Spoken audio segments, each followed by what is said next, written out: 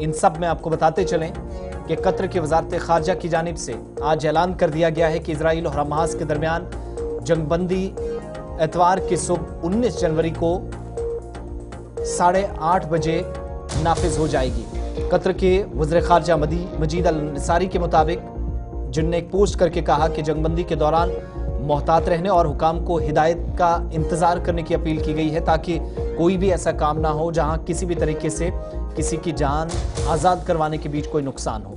Israel की काबीना ने जहां आज ही गजा के अंदर जंगबंदी मुआहदे को मंजूरी सुबह दे दी और इसके तहत दर्जनों यरगमालियों को आज़ाद करने का फैसला किया गया। हमास के साथ 15 माह से जारी जंग में या इस तातुल में आर्जी तौर पर वक्फा आएगा। तकरीबन 6 हफ्ते तक या 42 से 45 दिनों तक ये सूरत हाल रहेगी और मुज़ाकराती अमल भी साथ साथ चलेगा। इजराइल की वस्ती इलाके में आज फिर से इतलात ये हैं कि यमन से एक बैलिस्टिक मिसाइल फायर किया गया है और वस्ती इलाकों के अंदर सायरन की आवाजें सुनाई दी गई हैं, जबकि फौज ने यमन से दागे गए मिसाइलों को रोकने का भी दावा किया है। जंगबंदी से पहले मरहले में 33 यरगमालियों को 6 हफ्तों के बाद आजाद किया जा रहा है, जिसके बदले इजराइल फलस्तीनी कैदियों को रिहा करेगा और हमास के मुताबिक बाकी कैदियों को जब तक आजाद नहीं किया जाएगा तब तक जंगबंदी मुस्तहकम नहीं होगी और इजराइल मुकम्मल तौर पर गजा से ना निकल जाए तब तक डील पक्की नहीं मानी जाएगी। इस मुआहदे के तहत इजरायली फौज गजा की सरहदों के करीब 1 किलोमीटर चौड़े बफर जोन में वापस चली जाएगी, जिससे बेघर फलस्तीनियों को जिन लोगों ने अब तक घर बार खोया या छोड़ा, घरों की वापसी का मौका उन लोगों को मिलेगा। जुमे का दिन था। गुज़श्ता रोज इजरायली वज़ीर आज़म बेंजामिन नेतन्याहू के दफ्तर की जानिब से एक बयान जारी किया गया था, जिसमें सिक्योरिटी काबीना ने हुकूमत को जंगबंदी मुआहदा कबूल करने की सिफारिशात कर दी थी और इसके बाद आज सुबह जंगबंदी मुआहदे की हुकूमती मंजूरी के लिए मुकम्मल काबीना का इजलास तलब किया गया। साथ साथ खबरें ये भी है कि इजरायली हुकूमत ने जंगबंदी मुआहदे पर हमास से डील मंजूर करने के बाद अपनी तरफ से जो भी शराइत रखनी है उस ताल्लुक से दस्तखत कर दिए हैं और इजरायली वज़ीर आज़म बेंजामिन नेतन्याहू के दफ्तर की तरफ से जारी बयान के मुताबिक हुकूमत ने यरगमालियों के इजराइल की वजारत इंसाफ ने भी गजा जंगबंदी मुआहदे के तहत रिहा किए जाने वाले फलस्तीनी कैदियों की फहरिस्त जारी कर दी है। इजरायली वजारत इंसाफ की फहरिस्त में 735 फलस्तीनी कैदियों पर मुश्तमिल है, जिसमें अल फतेह के अहम तरीन रहनुमा मरवान बरगोसी जकरिया अल जुबैदी का नाम भी शामिल है, जो कई मुद्दत के बाद या एक तवील अरसे के बाद वापस अपने घर लौटेंगे। साथ साथ इस फहरिस्त में ऐसे कैदी भी शामिल हैं जिन्हें उम्र कैद की सजाएं सुनाई गई थी, ताहम जंगबंदी मुआहदे के तहत उन्हें 33 इजरायलियों के बदले रिहा किया जाएगा। जंगबंदी के पहले मरहले में 1904 फलस्तीनियों को रिहा किया जाना है और इससे कबल इजरायलियों ने हमास की कैद से रिहाई पाने वाले 33 इजरायलियों की तस्वीर भी जारी कर दी। यहाँ पर यह भी याद दिलाते चलें कि बुध का दिन था जब कतरी वज़ीर आज़म ने इजराइल और हमास के दरमियान गजा जंगबंदी मुआहदा तय पाने का ऐलान किया था और जंगबंदी के पहले मरहले का आगाज 19 जनवरी से कल जब सुबह शुरू होगा तो 6 हफ्तों की जंगबंदी पर अमल दरामद 3 मुख्तलिफ मराहिल में होगा। मरहलावार कैदियों का तबादला होगा। जंग के खात्मे पर मुज़ाकरात पहले मरहले में जारी रहेंगे। दूसरे मरहले में इजरायली फोर्सेज की कैदियों और हमास की तरफ से जिन कैदियों को रिहा किया जाएगा, ये दोनों तरफ से सिलसिला होगा और गजा के अवामी मकामात या पब्लिक प्लेसेस से इजरायली फौज का इनखला यहाँ से हो जाएगा। तीसरे मरहले में इजरायली फोर्सेज का गजा से मुकम्मल इनखला और गजा की तामीर नौ पर काम फौरी तौर शुरू किया जाएगा। ये थर्ड और आखिरी फेज होगा और कतर के वज़ीर आज़म ने साथ साथ ये भी कहा था कि 19 जनवरी के बाद अमल दरामद जब होगा तो दोनों तरफ से बात इस पर सही तरीके से होनी चाहिए, लेकिन आखिरी मरहला बड़ा इंपॉर्टेंट है। फलस्तीनी मज़ाहमती तंजीम हमास ने गजा के अंदर जंगबंदी के आगाज से कबल का अहम मुतालबा भी कर दिया है और इजराइल और हमास के दरमियान गजा में जंगबंदी तय पा रही थी, ऐलान हो रहा था, तो जंगबंदी के आगाज में काम उस हिसाब से हो जो शराइत गुज़श्ता 6 महीनों के दौरान रखी थी, इस ताल्लुक से बात हो रही है। लेकिन जंगबंदी मुआहदे के ऐलान के बाद गजा में कल से अब तक इजरायली हमलों के नतीजे में 116 फलस्तीनी शहीद हो चुके हैं और मकामी मीडिया या अरब मीडिया की रिपोर्ट्स को अगर सही माने तो हमास ने जंगबंदी के आगाज से 48 घंटे कबल हमले रोकने का मुतालबा किया है। हमास की जानिब से कहा गया है कि जंगबंदी के पहले ही रोज मुगवियों की रिहाई यकीनी बनाने के लिए जरूरी है कि जंगबंदी के आगाज से 48 घंटे कबल हमले रोके जाएं, जिस पर इत्तफाक तो हुआ है, लेकिन इजराइल की जानिब से कार्रवाइयां जारी हैं। जब ये बातचीत चल रही थी, दूसरी तरफ अचानक से खबर आ जाती है कि इस वक्त भी यमन की तरफ से एक बैलिस्टिक मिसाइल दागी गई और उस बैलिस्टिक मिसाइल में काफी ज्यादा नुकसान की खबरें हैं, लेकिन चूंकि ऑफिशियल कंफर्मेशन नहीं है इसलिए इस पर कुछ कहना कबल वक्त होगा, थोड़ा सा और इस पर इंतजार किया जाए। लेकिन सुबह 8:30 बजे के आसपास भारतीय वक्त के मुताबिक गजा के अंदर जंगबंदी के मुताबिक काम शुरू होगा। 47,000 से ज्यादा अमवात, 1,20,000 से ज्यादा लोग मारे गए, 20 लाख से ज्यादा लोग अलग अलग मकामात पर घर बार छोड़ने पर मजबूर हुए। उनकी वापसी का एक रास्ता खुला है।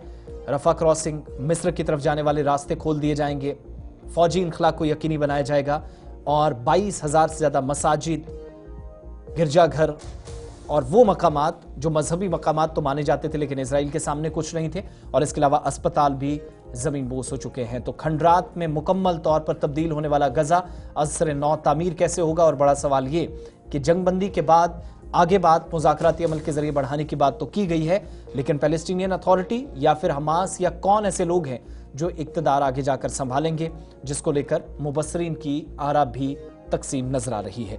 अब आगे बढ़ेंगे, बात जरा उस खबर की करेंगे जहां पर 16 शहरियों की जान गई है, लेकिन मरकजी हुकूमत ने जम्मू कश्मीर सरकार के बाद इसका संजीदा नोटिस लिया है और हुकूमत की जानिब से राजौरी में 16 अमवात की वजूहात के हवाले से अभी तक कोई सुराग नहीं मिल सका है। मरकजी वजारत दाखिला की जानिब से भी अहकामात सादिर कर दिए गए हैं। वज़ीर दाखिला अमित शाह की जानिब से उनकी क़यादत में एक बैन वजारती टीम तश्कील देने का हुक्म दे दिया गया है ताकि गुज़श्ता 6 हफ्तों के दौरान जितनी भी अमवात हुई हैं या 42 से 48 दिनों के दौरान जितने लोगों की जाने गई हैं, इस ताल्लुक से अपडेट्स लिए जा सके। 3 मुख्तलिफ वाक़यात में होने वाली अमवात की वजूहात का पता चलाया जा सकेगा। वज़ीर दाखिला अमित शाह ने वज़ारत दाखिला की क़यादत में एक बैन रियासती टीम तश्कील देने का जब हुक्म दिया है, कल ये टीम मुतासरा गाँव का दौरा करेगी। इन अमवात की वजूहात का तयन ये टीम करेगी। हुक्मनामे के मुताबिक टीम में वज़ारत सेहत और ख़ानदानी बहबूद, health and family welfare, Bharat सरकार की जो वजारत है उसके नुमाइंदे, वजारत ज़राअत, वजारत केमिकल्स व खाद और वजारत आबी वसाइल के माहिरीन शामिल होंगे।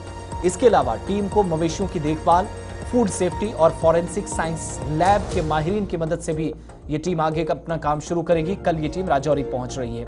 सरकारी एलामिये के मुताबिक 19 जनवरी को मुतासरा इलाके का टीम या ये नुमाइंदे और माहिरीन दौरा करेंगे। मकामी इंतजामिया के साथ मिलकर फौरी इमदाद फराहम करने के साथ साथ मुस्तकबिल में ऐसे वाक़यात से बचाव के लिए एहतियाती तदाबीर भी अपनाने पर काम किया जाएगा। और इस एलामिये में कहा गया है कि मुल्क के मुअत्तबर इदारों के माहिरीन को सूरत हाल को संभालने और अमवात की वजूहात का पता लगाने के लिए फौरी तौर से न सिर्फ जानकारी दी जाएगी बल्कि साथ साथ बुढ़ाल राजौरी के अंदर लोगों की जान आइंदा दिनों में बचाई जा सके। वो लोग जो खौफ और दहशत में इस वक्त हैं, उन लोगों की जान कैसे बचाई जाए, तहफ़्फ़ुज़ात को ख़त्म कैसे किया जाए, इन लोगों के खदशात को दूर कैसे किया जाए, इसकी भी हिकमत अमली इन माहिरीन को तरतीब देनी होगी।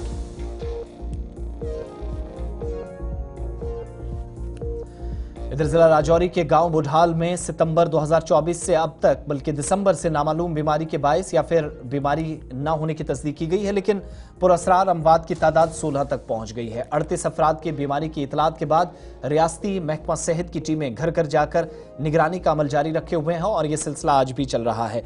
इन सब के बीच में आज एक बार फिर से additional deputy commissioner Kotranka Dilmir Chaudhary की तरफ से बताया गया कि दौरों का सिलसिला भी जारी है। डिप्टी चीफ मिनिस्टर, इसके अलावा रुकन पार्लियामेंट मियां अल्ताफ लारवी, मकामी इंतजामिया, सीनियर अफसरान महकमा सेहत के रोजाना बुनियादों पर जहां अफसरान पहुंच रहे थे, उनके साथ मुतासरा इलाके का दौरा करके आज सूरत हाल का खुद जायजा लिया गया। डॉक्टरों की टीम भी इस वक्त यहाँ मौजूद है।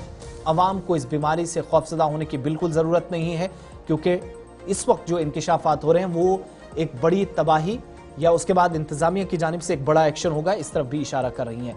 बुढ़ाल राजौरी के अंदर आज गवर्नमेंट मेडिकल कॉलेज राजौरी की टीम के नुमाइंदे भी थे। जीएमसी प्रिंसिपल भी खुद यहां पर पहुंचे थे। गुलिस्तान न्यूज नुमाइंदा जमशीद मलिक से आज मुतासरा गांव के अंदर उन्होंने बातचीत की। तिब्बी माहिरीन जब मुख्तलिफ वजूहात का पता लगाकर मुख्तलिफ इदारों की जानिब से इस इलाके के अंदर पहुंचे हैं, तो अब इशारा इस तरफ हो रहा है कि न्यूरोटॉक्सिन या टॉक्सिन मिलने के शवाहिद अभी तक जो तस्दीक हो रही है मिले हैं। ये वो टॉक्सिन या वो जहर जो इन लोगों की जिंदगियां खत्म कर रहा है, जिसकी तादाद 16 तक पहुंच गई है, लेकिन चूंकि सरकारी तौर पर मजीद आला हुकाम की जानिब से इस पर लबकुशाई की जाएगी तब मजीद इसका पता लग सकेगा। लेकिन आज जब जीएमसी प्रिंसिपल राजौरी से गुलिस्तान न्यूज नुमाइंदा ने बात की तो कुछ बड़ी बातों की तरफ उन्होंने इशारा किया, जहां से क्रिमिनल इन्वेस्टिगेशन जो पुलिस ने भी शुरू की है वो आइंदा दिनों में शायद बहुत सारे लोगों को सलाखों के पीछे ले जाए, ऐसा इस वक्त महसूस हो रहा है। में जहां वजीर सेहत की तरफ से ये बात कही गई कि इस इलाके में किसी तरह का कोई वायरस या वबा नहीं है, मगर उसके बावजूद भी आज बडाल के अंदर बड़े पैमाने पर टेस्टिंग का सिलसिला देखने को मिल रहा है, जहां मेडिकल कॉलेज राजौरी की एक टीम यहां पहुंची और लोगों के टेस्ट किए जा रहे हैं। Principal medical college Rajouri doctor S Bhatia साहब है हमारे साथ। सर, एक चीज़ जानना चाहूँगा, हेल्थ डिपार्टमेंट की तरफ से एक चीज़ कही गई कि किसी तरह का कोई वायरस नहीं है, कोई ऐसी बीमारी नहीं है इस इलाके में, मगर फिर आज दोबारा टेस्टिंग का सिलसिला देखने को मिल रहा है। किस कारण ये टेस्ट आपकी? देखिए, अभी तक जितने भी हमारे पास रिपोर्ट्स आई हैं पीजीआई चंडीगढ़ से या एनआईवी पुणे से, आईसीएमआर से, अच्छे अच्छे इंस्टीट्यूट से, तो इन्फेक्शन वाली बात तो रूल आउट हो गई है। वायरस बैक्टीरिया नहीं है, तो लोगों को उसमें डरने वाली, पैनिक वाली बात कोई नहीं होनी चाहिए। ये जो टेस्टिंग है, आज हमने मेडिकल कॉलेज राजौरी की एक टीम आई है, ये जो 3 परिवार हैं, इनमें जो लोग हैं, ये उन्हीं को हम उनकी स्क्रीनिंग कर रहे हैं। कहीं वक्त से पहले अगर पता चले कि इनमें भी वो साइन एंड सिम्टम्स तो नहीं आ रहे, जैसे कि ये हॉस्पिटल में पहुंचते हैं तो काफ़ी लेट पहुंचते हैं, जब पेशेंट क्रिटिकल हो जाता है तब ये हमारे पास पहुंचते हैं। तो फिर हमने डिस्ट्रिक्ट एडमिनिस्ट्रेशन डीसी साहब से भी बात हुई थी, अभिषेक शर्मा जी से भी बात हुई, हमारे सेक्रेटरी साहब से भी, तो हमने उस डिले को बंद करने के लिए आज हम मेडिकल कॉलेज खुद इधर आ गए। हमारे 7-8 डॉक्टर्स आए हैं और वो इसी परिवार के जो बाकी बचे हुए लोग हैं उनको देख रहे हैं, उनका जांच कर रहे हैं, ताकि अगर कोई भी इनका परिवार का सदस्य जिसमें कोई लक्षण होता है तो हम एक उसके ऊपर अपनी अगली कार्रवाई कर पाएँ। कब तक ये वाली रिपोर्टें आ पाएंगी सर? देखिए, जो टेस्ट हमारे मेडिकल कॉलेज में होने हैं, इसकी रिपोर्ट तो विद इन 48 आवर 72 आवर्स आ जाएगी। फिर कुछ सैंपल्स हम भेजेंगे जम्मू मेडिकल कॉलेज में, वो आगे भेजेंगे, जैसे एनआईवी पूना भेजेंगे या वो टॉक्सिकोलॉजी में भेजेंगे, तो उनको थोड़ा टाइम लगता है, मे बी 2-3 वीक्स लगते हैं उनको आने में। डॉक्टर साहब, एक चीज़ और आपसे मैं जानना चाहूँगा, वो है इनकी पोस्टमार्टम रिपोर्ट के हवाले से, क्योंकि पोस्टमार्टम रिपोर्ट की जिस तरह खबरें आ रही हैं कि अभी तक पोस्टमार्टम रिपोर्ट नहीं आई है इनकी, क्या इनकी पोस्टमार्टम रिपोर्ट वाकया नहीं आई? अगर आई है तो उसमें क्या चीज़ें पाई? जी नहीं, पोस्टमार्टम रिपोर्ट्स आ गए, वो जम्मू मेडिकल कॉलेज में आई है। तो पोस्टमार्टम रिपोर्ट्स देने का एक प्रोसीजर होता है, क्योंकि एमएलसी केस बना होता है, पोस्टमार्टम रिपोर्ट्स दी जाते हैं, जो आईओ होता है, इन्वेस्टिगेटिंग ऑफिसर होता है, तो वो प्रॉपर ढंग से उनको वो जम्मू मेडिकल कॉलेज वाले दे देंगे उनको। कुछ ऐसी चीज़ आपकी नॉलेज में आई हो कि इसमें कुछ चीज़ पाई गई है? नहीं? देखिए, अभी रिपोर्ट्स तो पढ़ने में आई नहीं है, लेकिन जो मेरी वहाँ पे एचओडी फोरेंसिक है उनसे बात हुई थी, तो टॉक्सिन के ज़्यादा कुछ फाइंडिंग्स हैं जो फेवर करेंगी, टॉक्सिन में कोई। इसी टॉक्सिन पे बात करते हैं, हेल्थ को लेके किस तरह के टॉक्सिन होते हैं इस तरह जो इतना डैमेज कर देते हैं लोग? देखिए, दुनिया में हज़ारों किस्म के टॉक्सिन हैं, या आम भाषा में बोलें कोई जहर है या कोई पॉइजनस चीज़ है, तो लिस्ट बहुत लंबी है। तो उस पर काम किया जा रहा है। हिंदुस्तान की जो बेहतरीन से बेहतरीन लैब्स हैं टॉक्सिकोलॉजी, वो उस पर काम कर रही हैं, सर्च कर रही हैं, तो जैसे उनका निष्कर्ष आएगा तो पता चलेगा कि इसमें कि कौन सा पर्टिकुलर टॉक्सिन कौन सा है। लेकिन ये तो है कि ये न्यूरोटॉक्सिन, जो एक दिमाग को अटैक करने वाला कोई ऐसा पदार्थ है जो जब मरीज़ के अंदर जाता है और दिमाग में जाता है तो दिमाग का काम करना बंद करवा देता है, जिससे मरीज़ की धड़कन दिल की रुक जाती है, सांस रुक जाता है और उसकी जान चली जाती है। ऐसे पॉइजन इन इलाकों में पाए जा सकते हैं सर? देखिए, ये जो हिमालयन बेल्ट है, इसके पहाड़ों पे तो बहुत जड़ी बूटियां हैं, कुछ अच्छी भी हैं जिनको हम औषधि की तरफ से करें, और कुछ जहरीली भी होंगी। शुक्रिया सर, बहुत बहुत वक्त देने के लिए। ये जो हमारे साथ medical college principal doctor S Bhatia, और अब मैं आपको बताता चलूँ कि इस इलाके में टेस्टिंग का सिलसिला हेल्थ डिपार्टमेंट की तरफ से बहुत पहले ही शुरू कर दिया गया। तो उसके बाद अगर बड़ी बात मैं आपको बताता चलूँ कि जिस तरह इस पर सरकार एक्टिव है, उसमें आप समझ सकते हो कि डिफेंस रिसर्च डेवलपमेंट ऑर्गेनाइजेशन ने भी यहाँ से सैम्पलिंग की है। इसका मतलब ये है कि कोई बड़ा केमिकल इस्तेमाल ना हो, इस तरह की चीज़ें भी देखी जा रही हैं। मगर डॉक्टर एस भाटिया की तरफ से एक बात ज़रूर कही गई है कि जो इनकी रिपोर्ट्स आई हैं उनमें किसी तरह का कोई टॉक्सिन ज़रूर पाया गया है, मगर किस तरह का है ये अभी तक साफ नहीं हो पाया है। और दूसरी बड़ी बात उनकी तरफ से ये भी कही गई है कि इन पहाड़ी इलाकों में जड़ी बूटियाँ ऐसी भी हैं जो बेहतर भी हैं, और कुछ ऐसी भी हैं जो लोगों को काफ़ी नुकसान पहुँचा सकती हैं। और बड़ी चीज़ उनकी तरफ से एक और कही गई कि एक ऐसा टॉक्सिन है जो सिर्फ ब्रेन पर अटैक कर रहा है। राहुल सुदन के साथ जमशेद मलिक, गुलिस्तान न्यूज़, बडाल, राजौरी। चलिए आगे बढ़ते हैं। राजौरी के बाद जिला सांबा का रुख करते हैं। गुरदासपुर पंजाब से जम्मू कश्मीर तक गैस पाइपलाइन मंसूबा, सरकार करोड़ों रुपए इस मंसूबे पर खर्च कर रही है, लेकिन काम में इन दिनों काफी तेजी लाई जा रही है। काम जारी है और ऐसे में गैस पाइपलाइन सांबा तक पहुंच गई है। मंसूबे पर जैसे जैसे काम और तेज बढ़ता चला जा रहा है या हो रहा है, मरकज के ज़ेर इंतजाम जम्मू कश्मीर में इस बड़े मंसूबे की एंट्री हो चुकी है और सर्वे के मुताबिक इस वक्त जम्मू कश्मीर के सांबा जिले में काम जारी है। आपको बताते चलें कि 175 किलोमीटर लंबा या तवील गैस पाइपलाइन मंसूबा अगले साल 2026 तक मुकम्मल होने की उम्मीद है और इससे लोगों को गैस पाइपलाइन जब जम्मू कश्मीर तक बिछेगी, जम्मू के बाद श्रीनगर तक का मंसूबा है, इससे महफूज तरीके से गैस घरों तक पहुंचाई जा सकती है। पहले मरहले में इतलात के मुताबिक सांबा, कठुआ, जम्मू, रियासी, उधमपुर अजला के अंदर लोगों को घरेलू गैस पाइपलाइन के जरिए मिलेगी, जो सबसे आसान और महफूज जराया गैस हासिल करने का है। हीरानगर और कठुआ में भी इतलात ये हैं कि वहां पर वॉल्स बनेंगे। माहौल दोस्त और इक्तिसादी तौर पर भी खतरे से पाक ये मंसूबा करार दिया जा रहा है, जो आइंदा बरसों में लाखों लोगों को बल्कि करोड़ों रुपयों लोगों को फायदा पहुंचाएगी। इस सिलसिले में जहां पर जम्मू श्रीनगर नेशनल हाईवे से भी बाद में काम आगे होकर जाना है, इस वक्त जम्मू पठानकोट कौमी शाहरा के साथ साथ सर्वे के मुताबिक करीबी हिस्सों में काम जारी है और जब सांबा जिले तक ये काम पहुंचा है तो इंतजामिया इस वक्त तमाम इलाकों के अंदर जहां पर काम जारी है, बड़े मंसूबे पर कोई लापरवाही ना हो, कोई कमी ना रहे, नुकसान बाद में ना हो, इस सिलसिले में निगरानी इंतजामिया की तरफ से की जा रही है। गुलिस्तान न्यूज नुमाइंदा ऋषि खजूरिया की रिपोर्ट आपको दिखाएंगे, लेकिन उससे पहले डिप्टी कमिश्नर सांबा जिन्होंने इस मंसूबे के ताल्लुक से और इससे मुस्तफीद होने वाले लोगों को एक अच्छी खबर भी सुनाई है। डिप्टी कमिश्नर और उसके बाद हमारे नुमाइंदे की रिपोर्ट।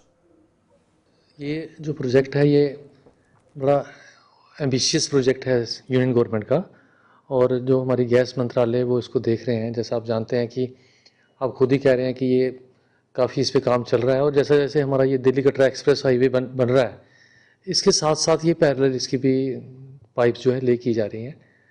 बेसिक पर्पज़ ये है इसमें कि ट्रांसपोर्टेशन जो गैस अब इसके थ्रू आएगी, जब ये एक बार प्रोजेक्ट बन जाता है तो उसमें जो ट्रांसपोर्टेशन का जो हमारी प्रॉब्लम रहती है सिलेंडर्स का, वो काफ़ी कर्ब हो जाएगी, कवर की जाएगी। और जैसा आप जानते हैं कि कठुआ और हीरानगर में इसकी ओपनिंग्स हैं, वाल्व बन रहे हैं जहाँ से ये गैस यहाँ पे आया करेगी। इसी तरह से डिफरेंट डिस्ट्रिक्ट्स में जैसे जैसे ये आगे जाएगी तो ये डिस्ट्रीब्यूशन हमारा बहुत आसान हो जाएगा। जो नॉर्मल आज की डिलीवरी है उसमें जो रिस्क्स हैं वो इससे कवर हो जाएंगे। जम्मू कश्मीर को एक और बड़ी सौगात मिलने जा रही है। जी हां, आपको बता दें कि दिल्ली, मुंबई, बेंगलोर जैसे महानगरों की तर्ज पर अब जम्मू कश्मीर के लोगों को भी गैस पाइपलाइन के जरिए घरों पर गैस मिलना शुरू हो जाएगी, जिसको लेकर गैस अथॉरिटी ऑफ इंडिया ने युद्ध स्तर पर काम भी करना शुरू कर दिया है। मैं आपको बता दूं कि जम्मू कश्मीर में भी गैस पाइपलाइन बिछाने का काम जो है वो शुरू हो चुका है। मैं ठीक तस्वीरें भी आपको दिखाने की कोशिश कर रहा हूं, मैं कुछ और तस्वीरें भी दिखाऊंगा, लेकिन आगे बढ़ने से पहले आपको बता दें कि अगर बात करें गैस पाइपलाइन को लेकर तो जिसका काम गुरदासपुर से शुरू हुआ है और जम्मू तक ये गैस पाइपलाइन जो है वो बिछाई जाएगी, जिसमें अनुमान लगाया जा रहा है कि 2026 तक जो है ये पाइपलाइन बिछाने का काम कंप्लीट कर दिया जाएगा और उसके बाद लोगों को घरों पर गैस पाइपलाइन के जरिए गैस मिलना शुरू हो जाएगी। ये प्रोजेक्ट जो पहले चरण में बताया जा रहा है कि 175 किलोमीटर लंबी ये गैस पाइपलाइन बिछाई जा रही है, जिसमें पहले चरण में जम्मू संभाग के 5 जिलों में गैस पाइपलाइन के जरिए गैस लोगों को मिलना शुरू होगी, जिसमें जम्मू, सांबा, कठुआ, रियासी और उधमपुर जिले का जिक्र किया गया है। तो अगर इस गैस पाइपलाइन की बात करें तो ये बताया जा रहा है कि जिस तरह से काम इसका काफी तेजी से चल रहा है। मैं आपको बता दूं, ये भी जानकारी है कि जिस तरह से ये गैस पाइपलाइन गुरदासपुर से बिछाई जा रही है जम्मू कश्मीर तक, तो इसमें हीरानगर और कठुआ यहां 2 एरियाज में इस गैस पाइपलाइन के वाल्व बनाए जाएंगे और ये जो गैस पाइपलाइन है ये दिल्ली अमृतसर कटरा एक्सप्रेस वे की बात करें तो इसके साथ साथ ये गैस पाइपलाइन गुजर रही है। मैं इस समय भी ठीक तस्वीरें आपको दिखा रहा हूं। ये एक तरफ आप देख रहे हैं कि एक्सप्रेस हाईवे गुजर रहा है और एक्सप्रेस हाईवे के साथ साथ यहां पर गैस पाइपलाइन भी गुजर रही है। ठीक तस्वीरें आप जो वो स्क्रीन पर देख सकते हैं। तो एक बड़ी सौगात जो वो जम्मू कश्मीर के लोगों को मिलने जा रही है।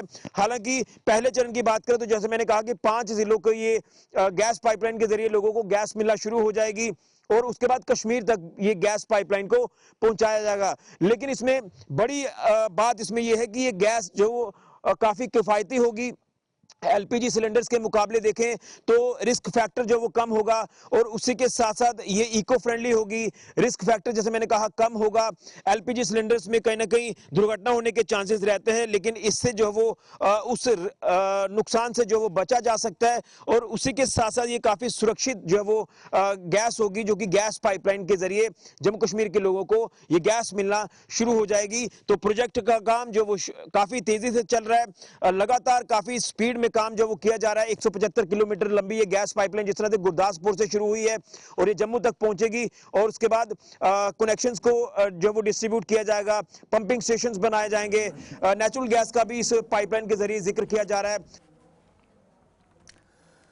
चलिए आगे बढ़ते हैं, बात अब जरा ट्रैफिक के हवाले से भी करते हैं। मुख्तलिफ हिस्सों के अंदर इंतजामिया की जानिब से इस सिलसिले में इकदाम किए जाते हैं और ट्रांसपोर्ट कमिश्नर जम्मू कश्मीर की तरफ से बाज़ाब्ता तौर पर ऐलान किया गया है कि ई रिक्शा के लिए किराया 10 रुपये फी किलोमीटर होगा। इस अनाउंसमेंट के मुताबिक पेट्रोल ऑटो के लिए मीटर लाजमी करार दिया गया है और ई रिक्शे मखसूस रास्तों तक ही महदूद हैं। इसकी कंफर्मेशन कर दी गई अथॉरिटीज़ की तरफ से। आप सब जानते हैं मुख्तलिफ इलाकों के अंदर शिकायतें इंतजामिया को काफ़ी ज़्यादा मौसूल हो रही थी और मौसर तरीके से पॉलिसी के मुताबिक काम हो, ये दबाव मुसलसल इंतजामिया पर बढ़ रहा था। ऐसे में इंतजामिया ने बाज़ाब्ता तौर पर चीज़ों को बेहतर करने के लिए कदम उठाए हैं और जम्मू कश्मीर के ट्रांसपोर्ट कमिश्नर विशेष पाल महाजन ने ऐलान किया है कि ई रिक्शा के लिए किराया 10 रुपये फी किलोमीटर फी मुसाफिर मुकर्रर किया गया है। और वजाहत ये भी की गई कि ई रिक्शा मखसूस रास्तों तक महदूद हैं और चंद किलोमीटर से ज़्यादा सफ़र नहीं कर सकते। किसी भी खिलाफ वर्जी पर सख्त कानूनी कार्रवाई अमल में लाई जाएगी। पेट्रोल ऑटोज़ में मीटर की मौजूदगी को लाजमी करार दिया गया। उन्होंने कहा कि अगर कोई ऑटो बगैर मीटर के पाया गया तो कानून के मुताबिक सख्त कार्रवाई की जाएगी और किराए पहले DRTO या मोटर व्हीकल डिपार्टमेंट ने तय किए हैं। मुसाफिरों पर जोर दिया गया है कि वो खिलाफ वर्जियों की इतला दें। कानूनी तौर पर अमल दरामद इस सिलसिले में किया जाएगा। मुसाफिर शिकायत RTO के साथ दर्ज कर सकते हैं और खिलाफ वर्जी करने वालों को जुर्माना किया जाएगा। ज़ेर इल्तवा लाइसेंस के मामले में बात करते हुए विशेष पाल महाजन की तरफ से कहा गया कि तकरीबन 2 लाख लाइसेंस प्रिंटिंग मसाइल की वजह से ताखीर का शिकार है और टेंडरिंग का अमल आखिरी मराहिल में पहुंचा है। उम्मीद करते हुए कहा कि इस महीने के आखिर तक ताखीर को खत्म कर दिया जाएगा। लाइसेंस पहले की तरह डाक के जरिए भेजे जाएंगे और इस अमल को मजीद मजबूत और बेहतर बनाया जाएगा। विशेष पाल महाजन ने ड्राइवरों को रफ्तार की हद की पाबंदी करने की तनबीह भी कर दी है और अवामी तहफ़्फ़ुज़ के लिए महफूज ड्राइविंग की अहमियत पर जोर दिया है। तो ई रिक्शा के लिए किराया 10 रुपये फी किलोमीटर मुकर्रर, पेट्रोल ऑटो के लिए मीटर लाजमी करार दिया गया है और एक मखसूस रास्ता जो ई रिक्शा के लिए होता है उससे बाहर या दायरे को क्रॉस करने की अगर कोई कोशिश करेगा तो कवानीन के मुताबिक इंतजामिया उनके खिलाफ सख्त कार्रवाई अमल में लाएगी।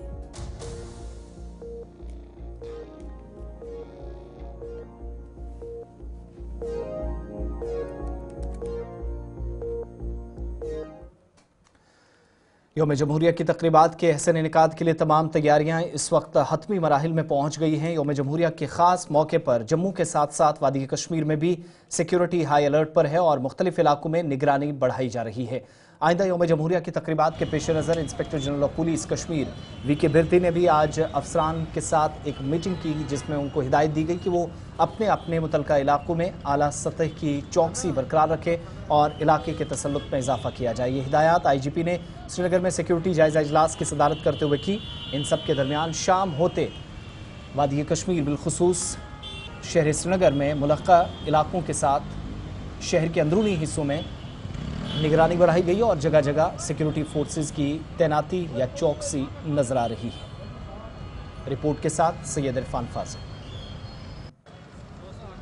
26 जनवरी की तकरीबात और वादी कश्मीर में अभी से ही सिक्योरिटी हाई अलर्ट पर है। आपको दिखाना चाहेंगे कि इस वक्त जहाँ शहर श्रीनगर की अगर जहांगीर चौक लाल चौक की मैं बात करूंगा, आप देख सकते हैं कि किस तरीके से जो है पुलिस पूरी तरह से जहां तैनात है, चप्पे चप्पे पर नजर रखी जा रही है। गाड़ियों के साथ साथ यहाँ स्कूटी की चेकिंग हो रही है और खास तौर पर चेकिंग और फ्रिस्किंग के मामला जो है रात दिन भर यहाँ पर दिखाई दे रहे हैं। इस बीच अगर आप बात करें तो 26 जनवरी के साथ साथ कई सारी जो सेलिब्रेशंस होती है खास तौर पर बख्शी स्टेडियम को लेकर, तो जहाँ इस वक्त जिस स्पॉट में मैं खड़ा हूँ यहाँ से तकरीबन नजदीकी में ही बख्शी स्टेडियम है जहाँ पर 26 जनवरी की तकरीबात होगी। फिलहाल कह सकते हैं कि वादी कश्मीर में सिक्योरिटी के मामला सख्त। विद वीडियो जर्नलिस्ट समीर वानी के साथ सईद इरफान फाजिल, गुलिस्तान न्यूज कश्मीर।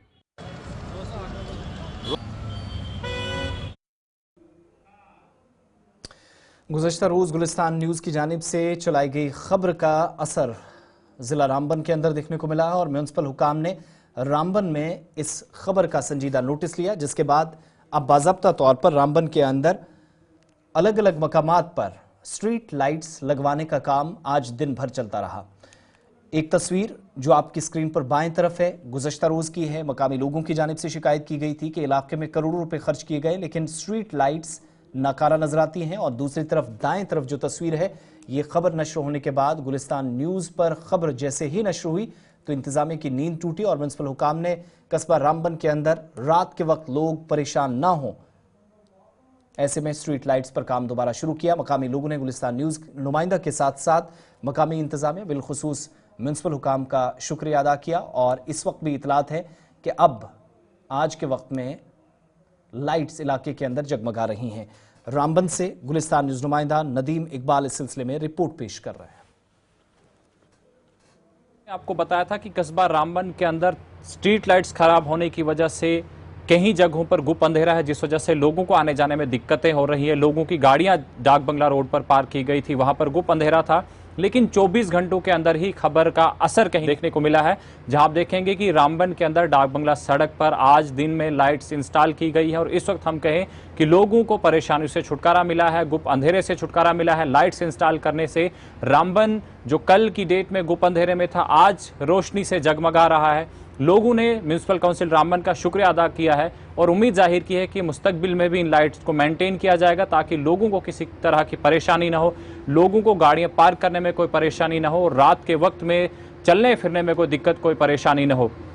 अब देखना यह होगा कि जो लाइट्स आज इंस्टॉल की गई है क्या इनकी मेंटेनेंस होगी या नहीं, जो बाकी भी खराब पड़ी लाइट्स है क्या उनको मेंटेन किया जाएगा या नहीं, चाहे वो म्युनिसिपल काउंसिल की हो या फिर दीगर डिपार्टमेंट्स की हो। लोगों ने उम्मीद यही की है कि आए दिन हम देख रहे हैं कि जिस तरह से लाइट्स खराब हो रही है उन्हें मेंटेन नहीं किया जा रहा है। उम्मीद कर रहे हैं लोग, इस तरह की उम्मीद लगाए बैठे हैं कि आने वाले वक्त में इन लाइट्स पर पूरा ध्यान दिया जाएगा ताकि लोगों को दौरान शब किसी तरह की मुश्किलात से न गुजरना पड़े। जिला राजौरी में स्टोन क्रशर्स मालिकान ने आज यूनिट होल्डर्स के मसाइल को इंतजामिया के साथ उठाने या मामलात नोटिस में लाने के सिलसिले में एक नई बॉडी तश्कील दी है। राजौरी में मुनक्किदा स्टोन क्रशर्स मालिकान के इजलास में जावेद मीर को मुतफ़िक़ा तौर पर सदर और सुरजीत कुमार को चेयरमैन मुंतखब किया गया है। इस खास मौके पर कुनाल बखरी नायब सदर चुने गए हैं, वसीम डार जनरल सेक्रेटरी, अखिल शर्मा बॉडी के तर्जुमान, अयाज मिर्ज़ा कानूनी मुशीर की हैसियत से इस बॉडी में काम करेंगे, जबकि इतलात के मुताबिक रायना एसोसिएशन के को जहां विकी रायना एसोसिएशन के कैशियर के तौर पर काम करेंगे। बड़ी जिम्मेदारियां तमाम 9 मुंतखब अराकीन को सौंप दी गई हैं। 9 मुंतखब सदर जावेद मीर ने बॉडी की तश्कील के मौके पर कहा कि स्टोन क्रशर मालिकान को दौरे हाजिर में कई तरह के मसाइल या मुसीबतों का सामना है और नई टीम इन मसाइल के हल के लिए हर वक्त काम करेगी। मुतलका महकमा बिलखुसूस ज़िला इंतज़ामिया से इन मसाइल पर तफसीली तबादला ख्याल व गुफ्तगू शनीद होगी ताकि स्टोन क्रशर मालिकान को दरपेश मसाइल मुकर्रर मुद्दत के अंदर दूर हों और हल भी निकाला जा सके।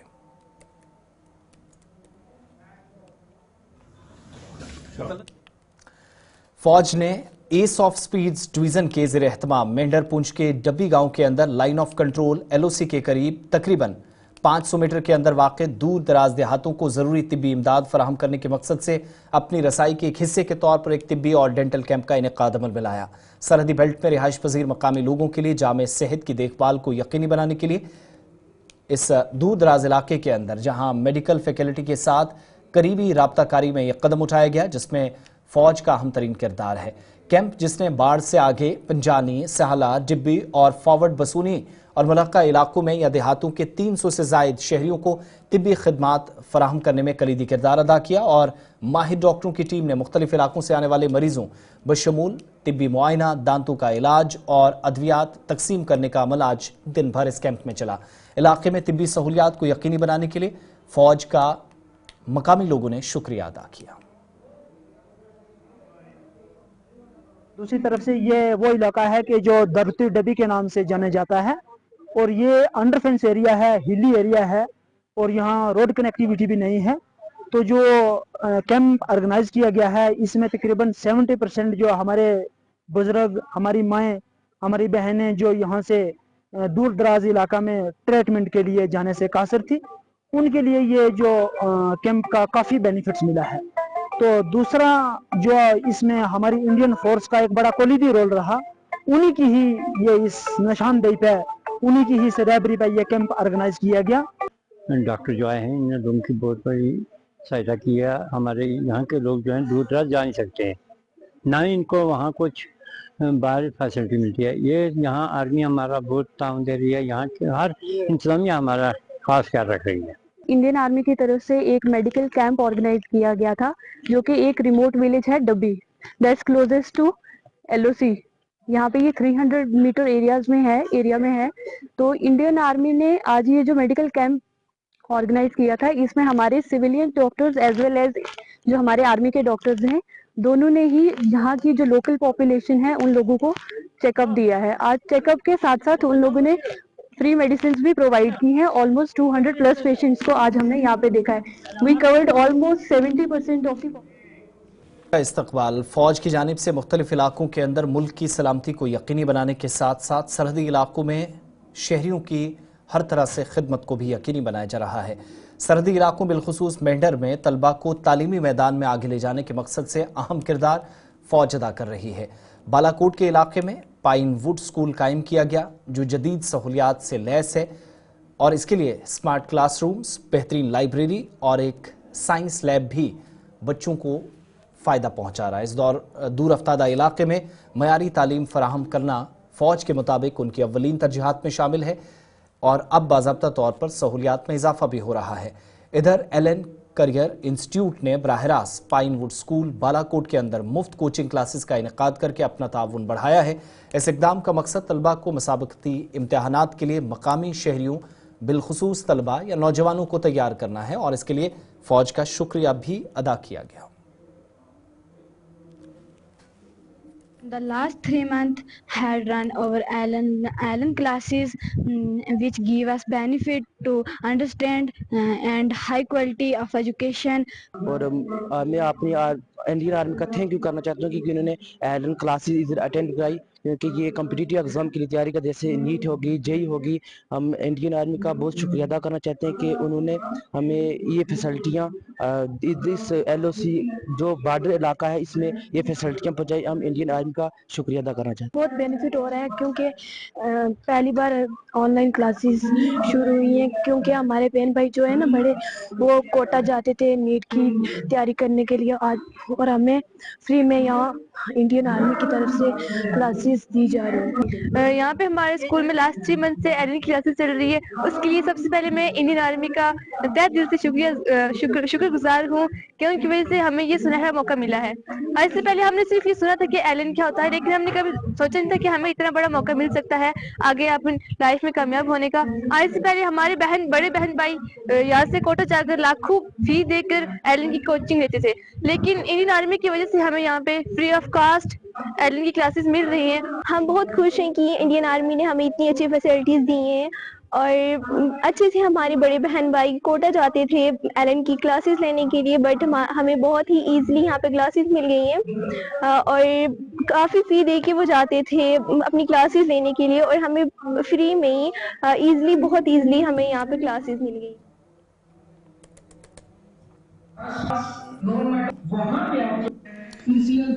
इधर आज food and drugs administration Ramban ने बाज़ाब्ता तौर पर एक दिन के लिए आज इंस्ट्रक्शन और वर्कशॉप का इनेकाद किया और लोगों को बेदार करने की भी एक कोशिश की गई। इस सिलसिले में डिस्ट्रिक्ट कमिश्नर ऑफिस मित्र रामबन में कॉन्फ्रेंस हॉल के अंदर भी आज एक प्रोग्राम हुआ। इस खास मौके पर Hashmat Alitoo, commissioner food and drugs administration Jammu Kashmir मेहमान खुसूसी के फ़राइज़ अंजाम दे रहे थे। इस प्रोग्राम में सेहत के शोबे के मुलाजमीन, इसके अलावा Indian system of medicine, agriculture महकमा, food and civil supply, public distribution, व्यापार मंडल के अराकीन और मुख्तलिफ NGOs के रजाकारों ने शिरकत की। देखिए, हमारा जो प्रोग्राम आज था, आज तो हमने सारे 20 डिस्ट्रिक्ट जो J&K में हैं उनको कवर किया, इस लिहाज से कि हमारी जो इंटरेक्शन जो है या जो अवेयरनेस प्रोग्राम्स है वो हमने स्टार्ट किए थे फ्रॉम डिस्ट्रिक्ट कुपवारा पहले। तो आज हमने यहाँ 20 डिस्ट्रिक्ट हमारा है रामबन, जहाँ हमने ये प्रोग्राम जो था हमें करना, जिसमें हमें डिफरेंट स्कीम्स है, प्रोग्राम्स है या जो भी सुविधाएँ सरकार की तरफ से आती रहती है, देते रहते हैं सरकार फूड बिजनेस ऑपरेटर्स को या जनरल पब्लिक को जो अवेयरनेस देनी है, उसी सिलसिले की कड़ी के तौर पे आज ये प्रोग्राम था। उसके लिए भी था कि इसमें चूँकि आपने देखा ट्रेडर्स एसोसिएशन वाले भी आए थे या बाकी और भी जो गवर्नमेंटल लेवल पे कुछ डिपार्टमेंट्स है जो स्टेक होल्डर्स इसमें हैं वो भी आए थे, तो उनको भी कुछ जानकारी दी इस प्रोग्राम की वसादत से, जैसे कि तत्काल लाइसेंसेस, रजिस्ट्रेशंस या उसके अलावा कि किस तरीके से वो डिपार्टमेंट के साथ जुड़ सकते हैं, किस तरीके से वो जनरल पब्लिक में जाके एक एम्बेसडर के तौर पे डिपार्टमेंट का काम कर सकते हैं, किस तरीके से वो लोगों को ये बता सकते हैं कि हाइजीनिक फूड कैसे किया जा सकता है या क्वालिटेटिव फूड कैसे लिया जा सकता है, उसमें क्या कुछ कंट्रीब्यूट वो कर सकते हैं। ये सारे प्रोग्राम्स जो है, चूँकि इसमें डिफरेंट डिपार्टमेंटल लोग भी आते हैं और प्राइवेट जनरल पब्लिक भी आती है, उनके भी सुझाव कुछ होते हैं। जम्मू कश्मीर के मुख्तलिफ इलाकों में एक बार फिर से मौसम तब्दील होने के आसार नजर आ रहे हैं और महकमा मौसमियात ने भी पहले से ही इसकी पेशेनगोई कर दी है। वादी कश्मीर में खुश्क मौसम के बीच अगले 3 दिनों के दौरान मौसम अब्र आलूद रहने के साथ बालाई इलाकों में हल्की बर्फबारी का इम्कान भी जाहिर किया गया है। खित्ते में बर्फबारी के इम्कान के बीच मनफी दर्जा हरारत या शदीद किस्म की ठंड से निजात मिलने का इम्कान है। मुतल्लिका महकमे के जिम्मेदारान के मुताबिक सूबा कश्मीर में और जम्मू के पहाड़ी सिलसिले में 18 और 19 जनवरी को मौसम जुज़वी या मजमूई तौर पर जहां अब्र आलूद 18 को रहा, 19 को भी रह सकता है और इस दौरान बालाई इलाकों में कहीं कहीं हल्की बर्फबारी हो सकती है। 20 और 21 जनवरी को मौसम मजमूई तौर पर अब्र आलूद रहने के साथ कहीं कहीं हल्की बर्फबारी हो सकती है। बादज़ां 22 जनवरी को मौसम अब्र आलूद रहने के साथ कश्मीर और जम्मू के बालाई इलाकों में हल्की बर्फबारी मुतवक्के है, जबकि जम्मू सूबे के मैदानी इलाकों में बारिशें भी होंगी। कश्मीर में 23 जनवरी को कमोबीश मौसम की यही सूरत हाल रह सकती है।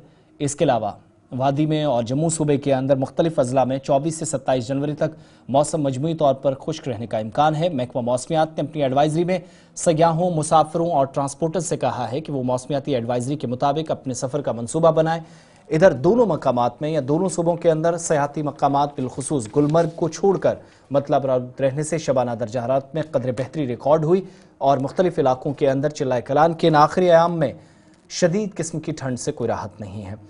बदलते मौसम के बीच राब्ता सड़कें भी मुतासिर हो रही है। मुगल रूट को आज एक और ताज़ा हुक्मनामा जारी करके आइंदा अहकामात तक इंतजामिया ने बंद रखने की तस्दीक कर दी है, जबकि दूसरी जानिब श्रीनगर और लद्दाख के दरमियान राब्ता सड़क भी मुतासिर हो सकती है, जबकि सिंथन टॉप पर भी ताज़ा बर्फबारी और ठंड की वजह से इन दिनों इंतजामिया ने गाड़ियों की आवाजाही को रोका है। जबकि दीगर इलाकों के अंदर भी पहाड़ी सिलसिले में हल्की बर्फबारी से अगरचे ठंड से मुकम्मल तौर पर निजात नहीं मिली है, लेकिन मुतद्दिद राब्ता सड़कें आइंदा 72 घंटों में बर्फबारी की वजह से मुतासिर होने का इम्कान है।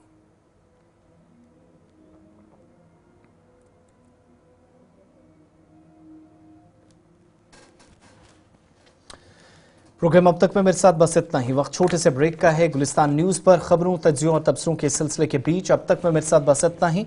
मजीद खबरों के लिए विजिट कीजिए ऑफिशियल वेबसाइट www.gulistannews.in पर। आसिफ रशीद को इजाजत दीजिए।